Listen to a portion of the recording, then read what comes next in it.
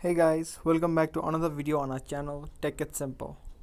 Today we're gonna look at how you can fix the problem of you're not eligible for TikTok. If this sounds helpful to you, watch this video till the end. And also don't forget to subscribe to our channel and turn on the notifications so you don't miss any upcoming uploads. Sometimes when you sign up to TikTok, you can get this message which says, "Sorry, looks like you're not eligible for TikTok."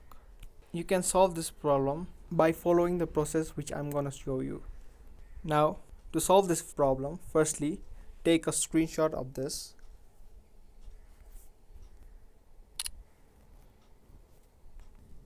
Now to solve this problem, the first thing you need to do is come to this page of TikTok. Then on the top right corner of the screen, click on the question mark icon. This will bring you to report a problem section. If you are having various problems, you can report to TikTok about your problems. Now, to solve this problem, click on the other option. Then click on need more help. Next, you'll need to type in your problem. You can write something like this, or you can just copy what I wrote.